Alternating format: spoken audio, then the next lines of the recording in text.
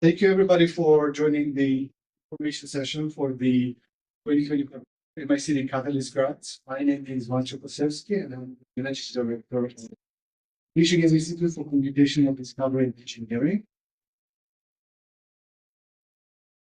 So, the main purpose of this info session is to just give you the information on a little bit about itself, what kind of proposals we are seeking, answer any questions that you might have.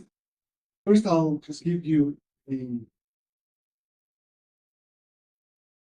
overview of the institute. So we've been around since 2013. So our main purpose is about computational science, and as time has progressed recently, also looking into AI for science and high performance computing to enable scientific discoveries and engineering and innovations. Now, what we want, what is our vision, is when basically computations provides direct answer to many of the society's questions, and I want to see scientific computing progressing to be a source of information and knowledge. We have about more than 190 affiliated faculty, 38 departments, 12 schools and colleges on all 3 campuses.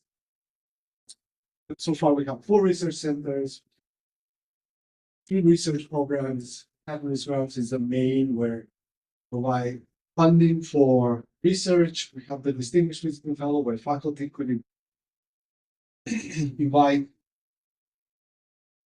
someone from outside to join for a sabbatical for a short stay of 3 months. And Cal Fellows is a student intern program.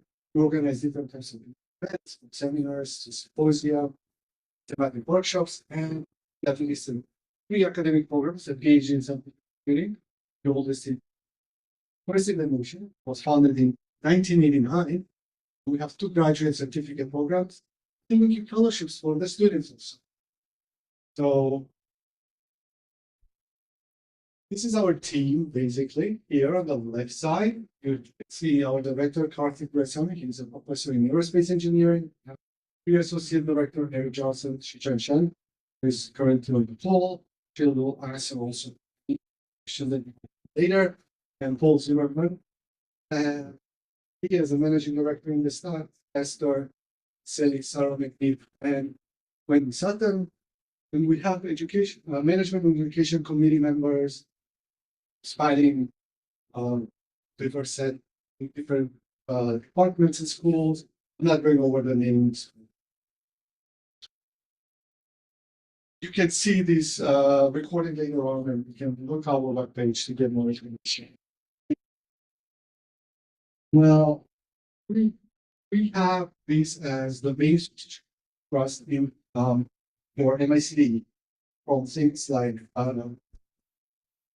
AI and machine learning for science, scientific information model, numerical analysis, algorithms for design, and all these things here going over different types of, say, departments and research interests like digitalization, physics, medical application, national security. This is not really the only scope of the interest of MICD. So this is kind of like a broad overview of what MICD is interested in. So I would encourage everybody to just send us an email and ask us if more questions about, do you think proposals that you're planning to submit is within our scope that for MICD. Now this year Catalyst Grants sparking interdisciplinary collaboration and strengthen the theme preparation, and will go on to later on for external funding. We are interested in projects that put elements of math, computer science, and domain science, basically spelling out what is computational science. Some of the things that we are interested listed here as novel algorithms, modeling frameworks, data-driven discovery, computational applications in engineering, medicine, scalable and efficient approaches, leveraging high-performance computing or AI, computational tools and frameworks for next generation scientific computing. This is not the most exhaustive list, and earlier showing you our strategic thrusts of other aspects of computational science and engineering, especially those that are within the MICDE trust and interest, will also be accepted for this grant. For this group. Grant call. We offer two types of funds. One is for exploratory projects. So the main idea is that we'll give up to 4 awards, 50K each. And this is for kind of all early stage ideas that will help kind of push something that might look,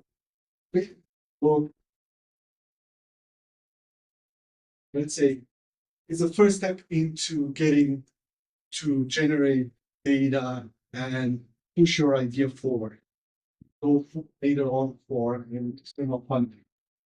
Now, basically to establish feasibility and generate preliminary results.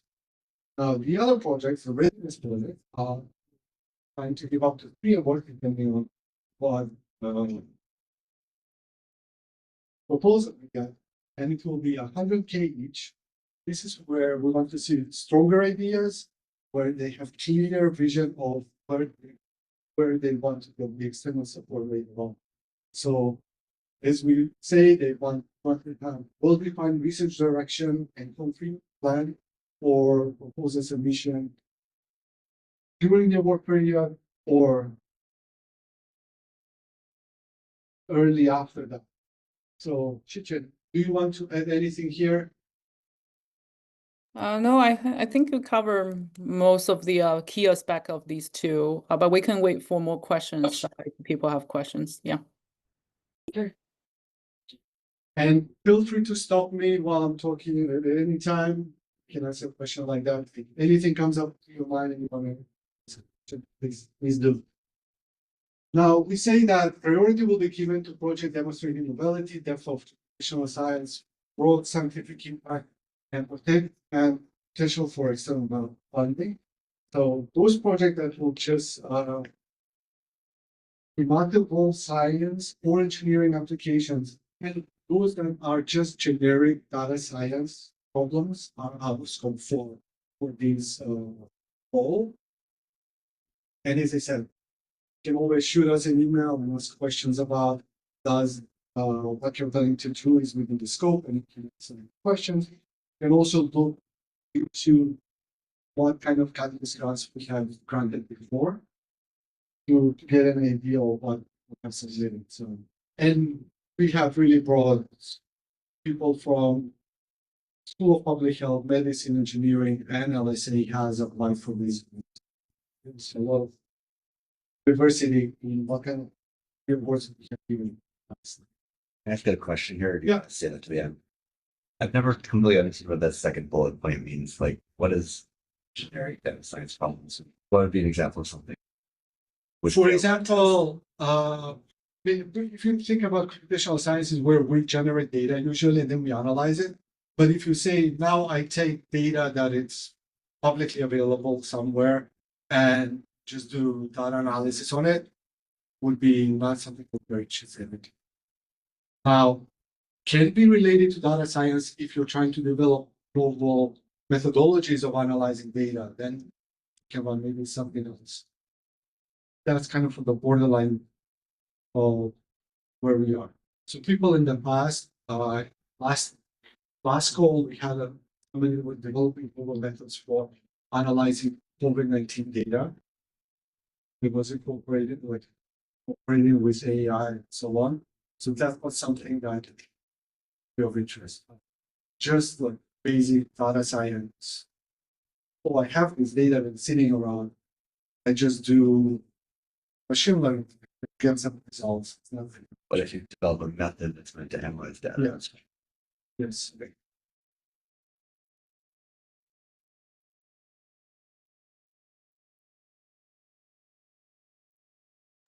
A question about the potential for external funding. Yes. Are you looking for projects that are likely to receive some external funding, or are you looking for projects that will receive a large amount of external funding? Does the size of the external funding reward sort of enter into your calculation? No, but we want to know that, so the amount of how much is the external funding is not relevant, but we want to know that applying for the grant has a clear vision which funding they want to go for, and we want to see if you also actually getting the funding. But is the project basically within the scope of what external funding goal is about? Thanks. Yeah, and if you do have multiple places that you can submit future proposals, either smaller scale or bigger scale, even let's say you have a team that you submit to the Catalyst grant, but then a subset of the team can go for this external funding opportunity versus the other subset can go the other ones. Those are all welcome. It doesn't have to be like the proposal is for the next center proposal. It's not what we meant. Yeah. Excuse me, sorry, I also have a question about this external funding idea. So my idea is to turn some of my PhD research into a startup, and I don't know exactly the name of the grant, but there is some grant to do this. So can I apply for the Catalyst grant saying this is to kind of demonstrate some features of the research, and later in a year or 2 years, I'm going to apply for this. So is this a valid way to write the proposal for a Catalyst grant? Yeah, I think so. As far as that opportunity you're targeting can be Matches seen up, maybe? clearly, yeah, as a Okay, next yeah, step yeah. for your idea this year. Okay, Yeah. so I will write that in. Thank you. Yeah, thanks. And I saw Michael raise his hand. Yeah. Shucks. Yeah, my question was also on the future funding. I hear that the magnitude might not matter. What about topics that would be hard to fund in the current climate over the next, say, 3 years? Would that matter? Or as long as we have clear, like in an ideal world, this program and this program would fund it, that is sufficient? I mean, so my take home is we cannot define what would be funded in the next 3 years now of us can at this All right. moment. So yeah, I don't think you should consider political climate or anything like that in terms of defining your future step. As Great, far as thank you. this is an energy related proposal, say, what kind of traditional venue for you to get some funded, like say Department of Energy, that's understandable. It doesn't have to be because the current administration don't care about climate. And then it seems like there's no future. I don't think so. So yeah. Yes. So could you give some example of the readiness of some, like you said that so 50K is like exploring, and 100K is like some kind of readiness ready to some kind of levels. So could you give some example, like what do you mean it's ready to some levels of external funding, like ready for some by some preliminary data or something like that? So the question is about giving an example for the two different categories. Right. So if I start with the readiness projects, I would say these are seed funding. So the idea is that use the funding to actually generate the data. What we want to see is that there is more clear vision of what exactly the project is. Like there is already something that the group started, let's say we started developing the methodology we want to explore and see how it actually can be applied to the ideas that we have, or we have things, something of that sort. By exploratory, I'm thinking more of projects like I've had this idea that in my head, but I haven't had the time to actually sit down and develop it. So I want to use this to kind of really push something to zero. Like literally zero. There's nothing that I had before. No, but again, so it also depends on how well. So readiness project could be something that it starts from zero, but there is really clear vision and established references to say this can be successful. but exploratory can be like, I have really no idea if this could be so great at the end, but I wanted to see what happens. Thank you.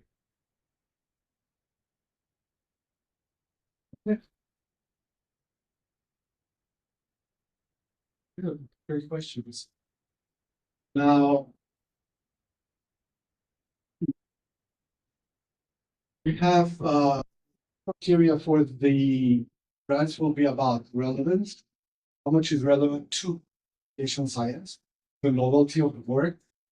Is it sufficiently novel, or is just like an incremental extension of already existing work?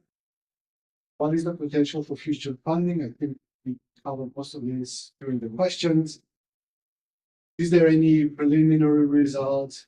And have the ideas been proposed and demonstrated likelihood of success? Just discussed. And I mean, how much these will impact the global community, especially within MICDE, and how it can be more of interdisciplinary for the future.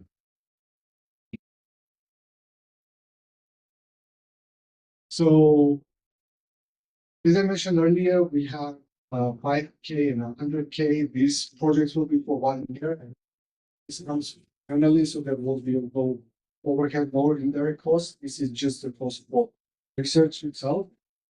So, allowable expenses will be for graduate students and postdocs. This should go about 80% for those. PIs and co-PIs, travel and computing costs, could be OIs, co-investigators also.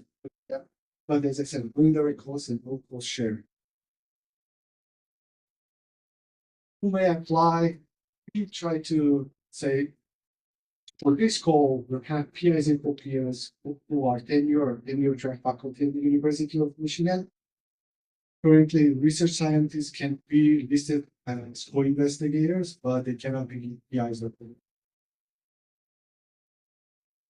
There was a question about when will be the start date, right? Yes. So, yeah.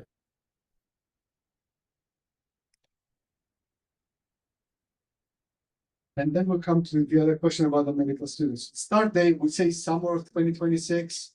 It's very broad. I would say anytime July to September.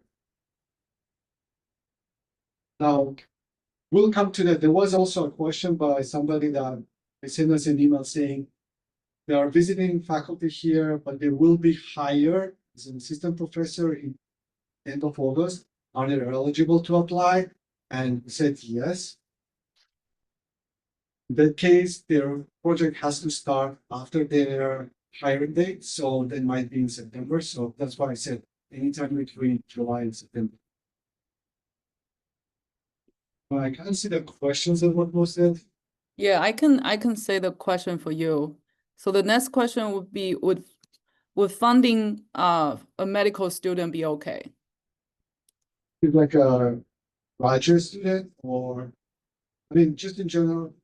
Yeah. So I Yeah, would in general, I think we were hoping the PI can support graduate student or the postdoc. If this is like a medical resident, I think we need to see the background, and we can get back to you for that specific request. And the next question is, in general, the funding is to hire a student or like a master's student? So my understanding is the question is whether or not you can use it to support a master's student. If you do want to use the funding to support master's student as a graduate research student, we don't have restrictions on that. If you don't have other PhD student, you can use money for. But if you're using this money for supporting, like, say, hourly paid master's student, that's a lot of money. So you may need a lot of student to use that. Again, you know, as far as they are graduate student, this is fine. Actually, I have a question with the priority bullet point. Like, I got one of these 6 years ago. Is that gonna hurt me, or like, am I wasting my time? I would say it depends. So we said we give it priority to those that they didn't get the Catalyst grants. Is there like a window on that? Like, I would say it would be a case where, let's say, we're deciding between somebody that applies for the first time and then they're very close in how they were ranked, then we'll go with somebody that applied for the first time. But if the reviewer said that yours is the most outstanding one, then we won't push it up. It's more How like many, a how many typing. pages is the full proposal? 6. And that's the next slide, and we'll get to that one. But basically the pre-proposal, the letter of interest is 2 pages, just proposal titles, investigator's name, project description, plan for follow-up funding and budget justification, and the references can be on the next page. I think 2 pages of reference will be short. And applications are looking for a. There was a question about saying resources.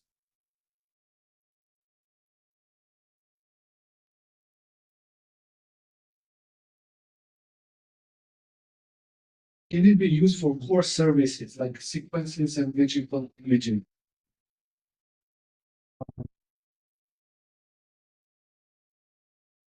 You can, I think, can answer better. So I don't particularly know what this core service means. Do you mean like used to collect data? If yes, if again, 80% of the funding has to be applied to a student. So if it's for resources that you need or buying data or things like that, it has to be under 20%.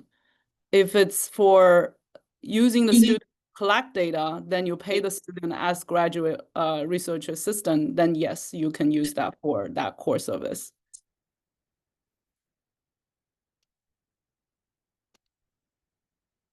And the other question I have direct to me is one proposal policy is applied in the pre-proposal phase also.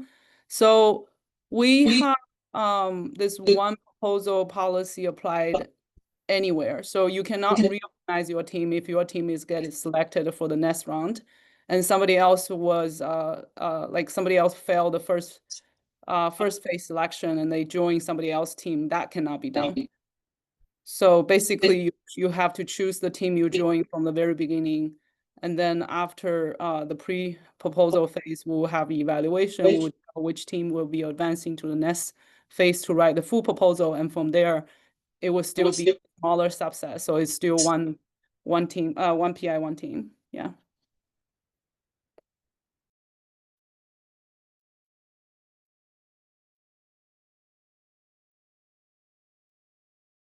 Then we talked about the full proposals will be 6 pages. There is more details about project, but also there will be more clear plan for follow-up and for what all the personnel will do. Also ask for CV and leave the budget and justification and look at it. And one thing that I want to point out that we really be grateful for and suggest reviewers will help us find experts do the review, and keywords are just easier for the search and finding people about the next week. And we will come to the review process next. So we are looking for 3 to 4 proven faculty members as reviewers. That says we're strongly encouraging to suggest 2 to 3 reviewers. Give them a template with evaluation categories and scoring from 1 to 5. And all proposals that were submitted eventually get the reviews that we receive will be sent out, and we can always schedule like a short Zoom meeting after the reviews are sent to discuss it or what was about, what we think of. so on. And we'll try to use the same people for reviewing pre-proposals and pre-proposals at the end. And you can always check our website for additional information, send us an email, and also look at previous proposals to get an idea of what kind of topics we have or what previously, and I'll invite additional questions. So there are two more online questions. One is asked about whether the fund can be used for purchase GPU, and I make it more general, which is, I guess, questions about can the fund be used purchase any equipment or data or resources? The answer is yes, as far as you use more than 80% on the students. So the remaining 20%, feel free to budget as your own salary or travel or using them for resources and so on and so forth.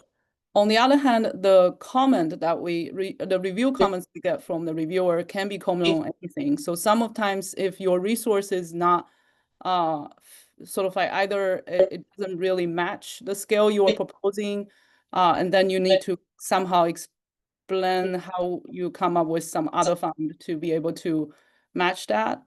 It's not cost share in particular. I don't want to call it cost share because it's not required here. But then, if you're proposing things that are basically require a lot of external resource, and that comes from your existing sort of like startup funding and all that, you can explain that there. Otherwise, the reviewer may get confused. And also, if the university already have some of these for free, for example, Great Lakes and things like that, I would strongly suggest that you don't propose things that you can get from university. So then, like that will be something we will need to cut later anyway. And then the other question is about whether the feedback will be provided. So the nice thing about Catalyst Grant here, and we're always bragging about, is we provide you feedback for any proposals. So pre-proposal phase, you will get feedback from the experts, and also the later part, full proposal. And can the slides be made available? Yes. And actually, this whole recording will make them available and posted online. It's basically like one of these NSF webinars. You can click the website and find a link to watch the video later. And then the other question is, can the 20% budget be used to generate experimental data for computational work? Yes. And can the 80% of the students be used for more than one student? So if you need to split student between multiple PIs, yeah, again, that's very understandable given how small size these two grants are. So yeah, if you need multiple students in different departments and all that, each of them are not full student, but then they are like 25% GSI and all that, feel free to put that in your budget.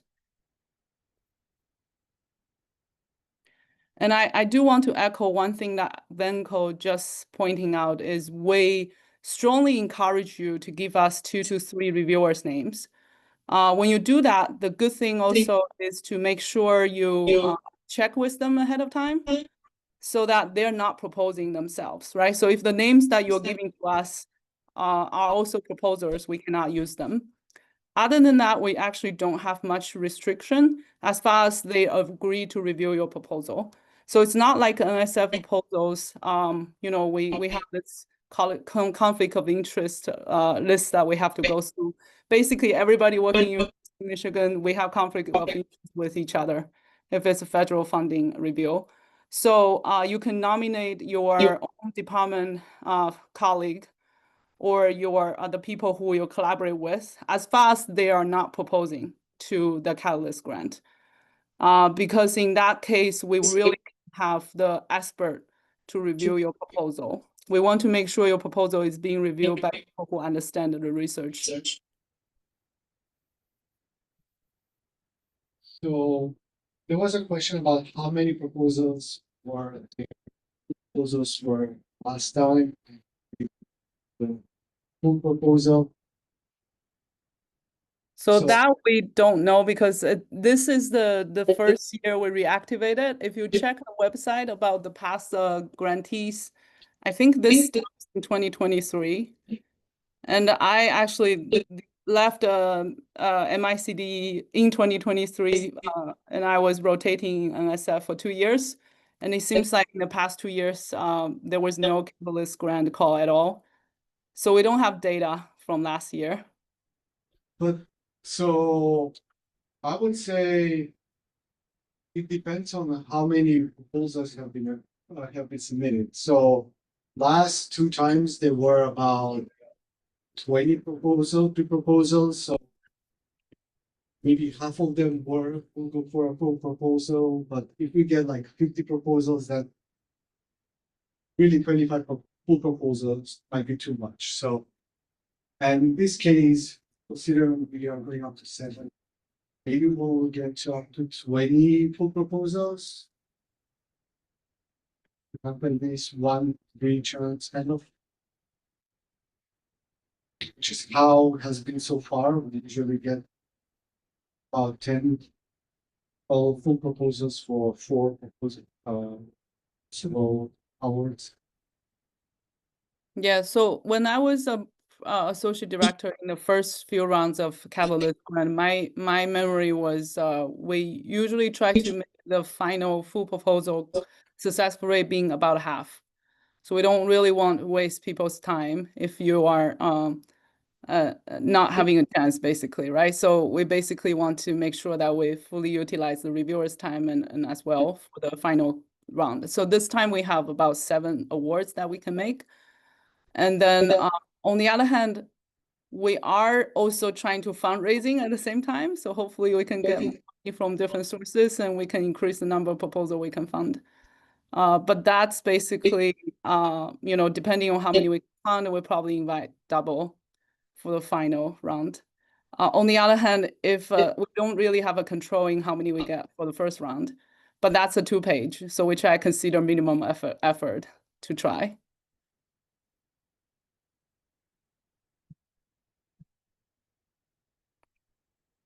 The other question online is what's the technology readiness level to be suggested for readiness proposal or exploratory projects? I think this question was asked in the room before, but basically if you go back to the description of the 2 proposals, so I can answer that from 2 different aspects. One is more from, you know, based on the definition, what we're looking for, that sort of thing, right? So if you look at the definition, the exploratory is what we want as bold ideas, very, very risk-seeking ideas.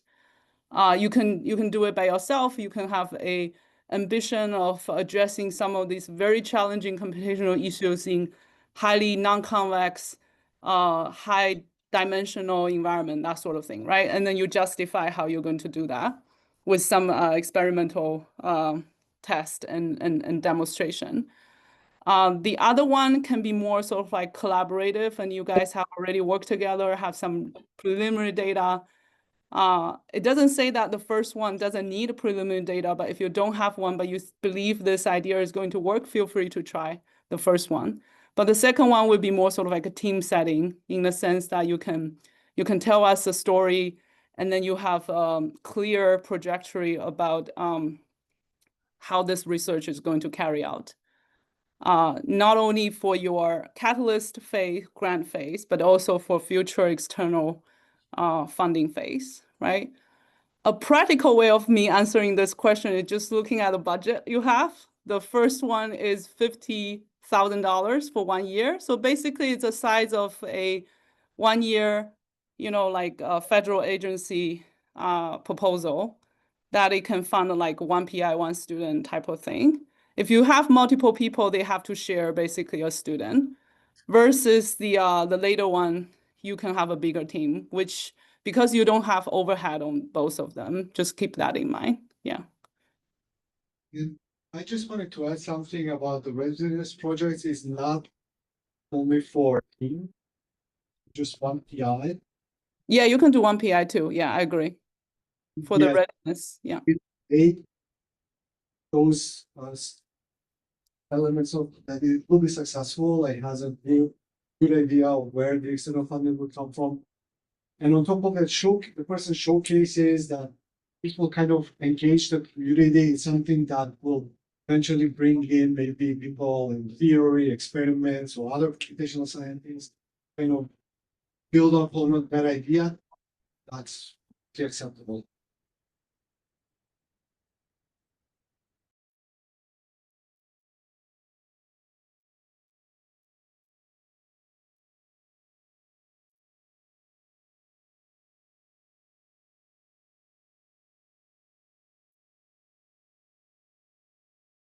There was a question about fringe benefits for students, even there is no overhead.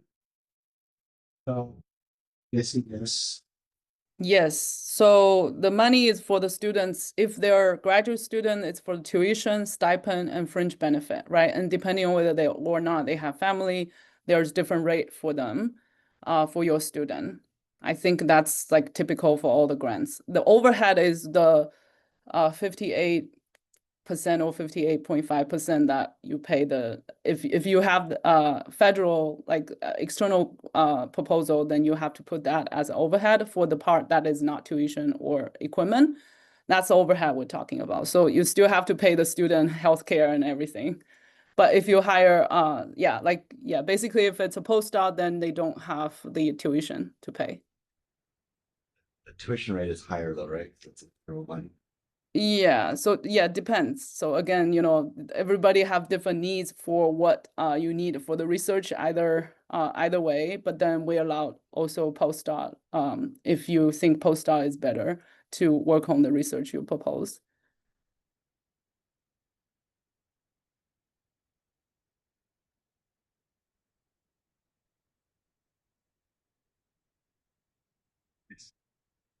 And these proposals involve external collaborators. Not as co-PIs. They could come as like co-investigators. So we're trying to keep it now for people here at the university and engage the community here. So I don't know if everybody here, but the question was, can external collaborators be included? So will be only as co-investigators, so we're trying to keep co-PI and PIs for given person. Yeah, anybody outside University of Michigan, if they are, you collaborate with them and you think some of the expertise they have or the data they have can help contributing to the project, feel free to include them. It just, we cannot give them any money. So basically they are participating investigators without specified effort.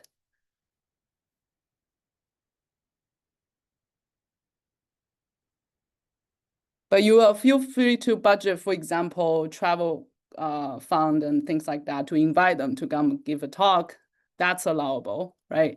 So again, these kind of things are just related to specifically how your budget can be designed to support the needs of your research. And my feeling is these are all negotiable after if we decide to fund your proposal. If we don't like your budget, we will tell you. If the research is outstanding, right? So yeah, I would not worry too much about all these things that would disqualify you to be reviewed. Just focus on the science part is the most important.